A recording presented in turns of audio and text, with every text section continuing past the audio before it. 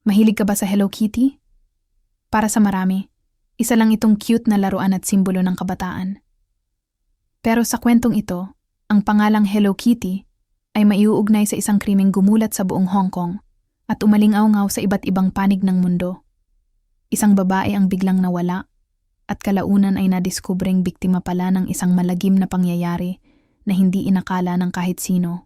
Noong huling bahagi ng dekada 90, isang kaso sa Hong Kong ang yumanig hindi lamang sa buong Asya kundi sa buong mundo.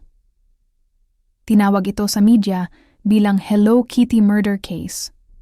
Isang pangalang tila inosente, ngunit sa likod nito ay isang krimeng puno ng karahasan, pang-aabuso, at kawalan ng awa. Ang biktima ay isang babae na nagngangalang Fan Man-yi, isang ordinaryong mamamayan na hindi inakalang magiging sentro ng isa sa pinakamadilim na kwento sa kasaysayan ng lungsod. Si Fan Man-yi ay 23 taong gulang noon. Isa siyang dating hostess sa mga nightclub sa Hong Kong at tulad ng maraming kababaihan sa lungsod, nangangarap lamang siya ng mas maayos na buhay. Ngunit dahil sa problema sa pera at pagkakalubog sa utang, napilitan siyang makihalubilo sa mga taong kalaunan ay magiging dahilan ng kanyang kapahamakan. Sa panahong iyon, hindi niya alam na ang mga desisyong kanyang ginawa ay hahantong sa isang trahedyang hindi na niya matatakasan. Noong 1999, nakilala ni Fan ang isang lalaking kilala sa alias na Alok, isang miyembro ng criminal gang na may koneksyon sa iligal na gawain tulad ng loan sharking at drug trafficking.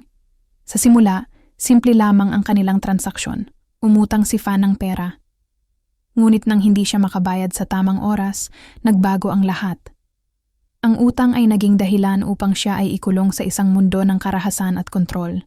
Upang pilitin siyang magbayad, dinukot siya ni na Alok at ng dalawa pa nitong kasamahan. Dinala siya sa isang maliit na apartment sa Kowloon. Isang lugar na sa labas ay mukhang ordinaryo, ngunit sa loob ay magiging kulungan ng kanyang paghihirap. Doon siya ikinulong, pinagtrabaho, at paulit-ulit na pinahirapan sa loob ng mahigit isang buwan, malayo sa tulong ng kanyang pamilya at kaibigan. Habang nakakulong, pinilit si Fan na magtrabaho bilang prostitute upang mabayaran ang kanyang utang.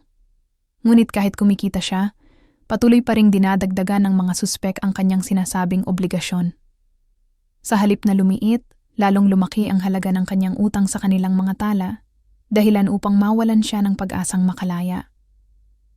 Unti-unting gumuho ang kanyang kalusugan, pisikal man o emosyonal.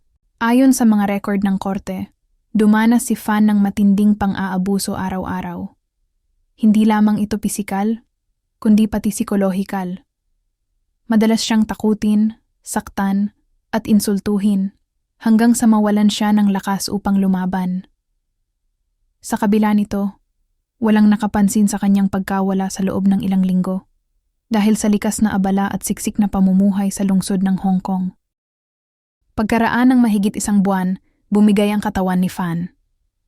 Siya ay namatay sa loob ng apartment, hindi dahil sa isang aksidente, kundi dahil sa sunod-sunod na pagpapahirap na kanyang dinanas. Sa halip na isuko ang kanyang katawan sa awtoridad, nagdesisyon ang mga salarin na itago ang ebidensya ng kanilang krimen sa paraang magpapahirap sa sinumang maghahanap ng katotohanan. Pinutol ng mga suspek ang katawan ng biktima upang mas madaling maitago. Ang ilan sa mga bahagi ay inilagay sa mga plastic bag, habang ang ulo naman ay inilagay sa loob ng isang malaking Hello Kitty stuffed toy. Isang laruan na karaniwang simbolo ng kabutihan at kabataan. Ngunit sa pagkakataong ito ay ginamit upang pagtaguan ang isa sa pinakamabigat na ebidensya ng krimen. Sa loob ng maraming buwan, nanatiling lihim ang nangyari kay Fan. Ang apartment kung saan siya namatay ay patuloy na tinitirhan ng mga suspek na para bang walang nangyaring krimen. Walang kapitbahay ang nagulat ng anumang kahina-hinala at ang kanyang pamilya ay walang ideya kung nasaan na siya. Ang katahimikan ay nagsilbing panangga ng mga salarin laban sa hustisya. Ngunit tulad ng karamihan sa krimen, hindi rin nagtagal ay may lamat na lumitaw sa kanilang sikreto. Isang 13 taong gulang na batang babae na minsang bumisita sa apartment at nakasaksi sa ilang pangyayari, ang kalaunang naglakas loob magsumbong sa pulisya. Sa una, hindi siya pinaniwalaan dahil sa murang edad at tila hindi kapanipaniwalang detalye ng kanyang kwento.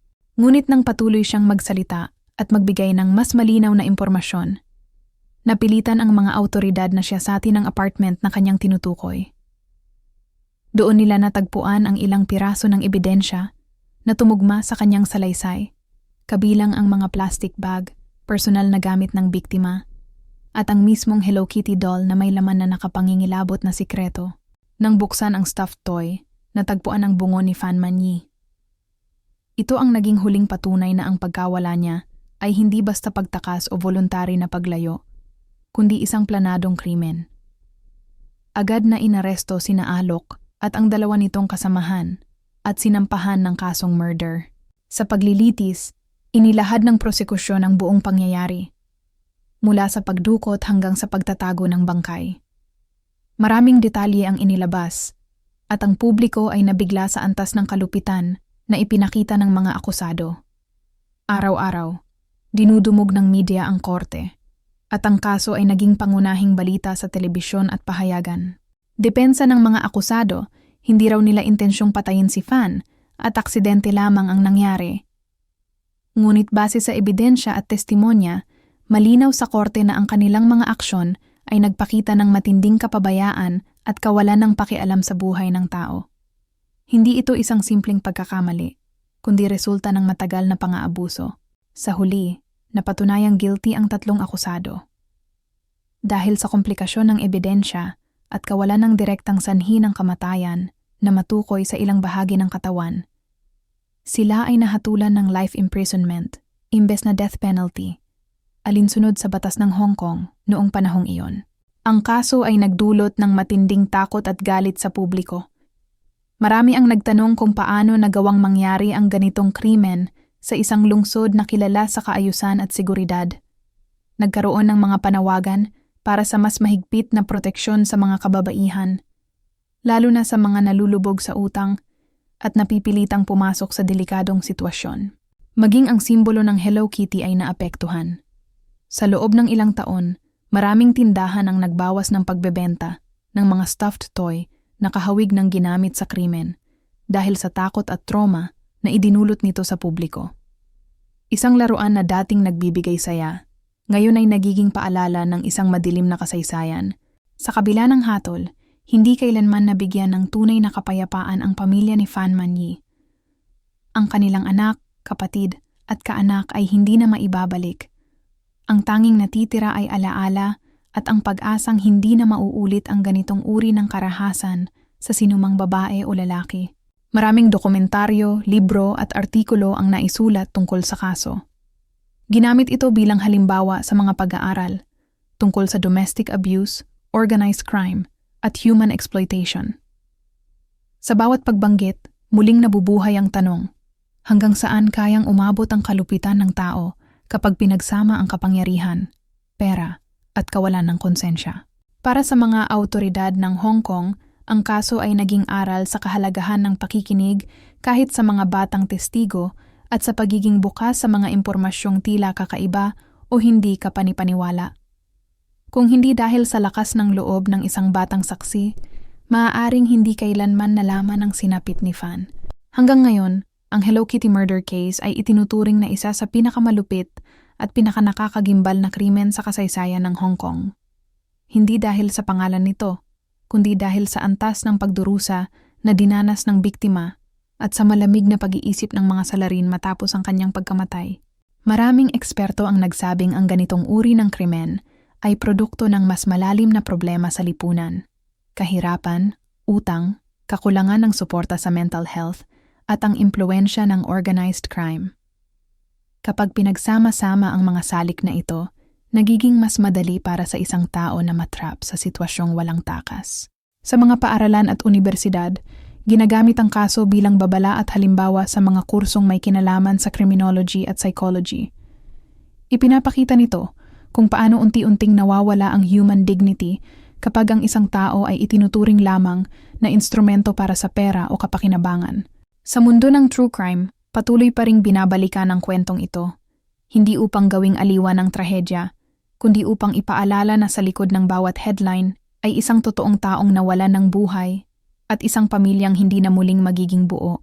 Para sa marami, ang pangalan ni Fan Man-yi ay simbolo ng mga biktimang walang boses, mga taong napasa ilalim sa sistemang mapagsamantala, at mga kwentong halos mabaon na lamang sa limot kung hindi na ilabas ang katotohanan.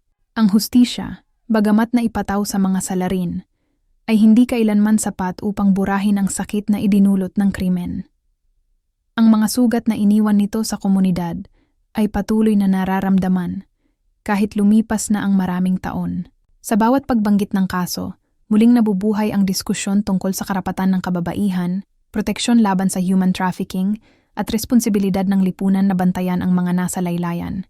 Hindi lahat ng biktima ay may lakas ng loob o pagkakataong magsalita. Kaya't ang kwento ni Fan ay nagsisilbing paalala na ang katahimikan ay maaaring maging sandata ng mga salarin, at ang pagsasalita ng katotohanan ay maaaring magligtas ng buhay.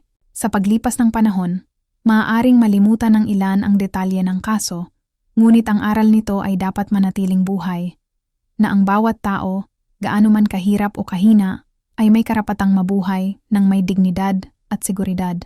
Ang Hello Kitty murder case ay hindi lamang kwento ng krimen, kundi kwento ng kabiguan ng sistema na protektahan ang isang babae at nang huli tagumpay ng katotohanan laban sa pagtatangkang itago ang isang malagim na lihim. Para sa mga nakikinig at nanonood ng mga ganitong kwento, mahalagang tandaan na hindi ito kathang isip. Ito ay tunay na nangyari at maaaring mangyari muli kung hindi mag-iingat ang lipunan at ang mga awtoridad. Ang alaala ni Fan Man-yi ay nananatiling simbolo ng mga inosenteng biktima ng karahasan at kasakiman. Isang paalala na sa likod ng bawat istatistika ay may buhay na minsang nangarap, nagmahal at umasa. Ang Hello Kitty murder case ay mananatiling isa sa pinakamadilim na kabanata sa kasaysayan ng Hong Kong. Hindi para takutin lamang, kundi upang magsilbing babala na ang kasamaan ay maaaring magtago sa likod ng mga mukhang ordinaryo at ang hustisya ay kailangang ipaglaban kahit gaano pa ito katagal at kahirap makamit.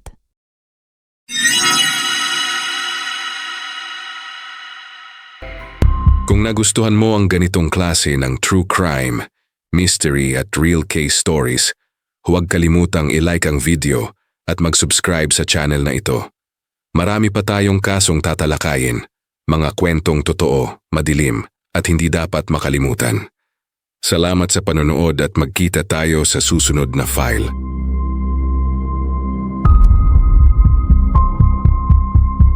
Dark Files.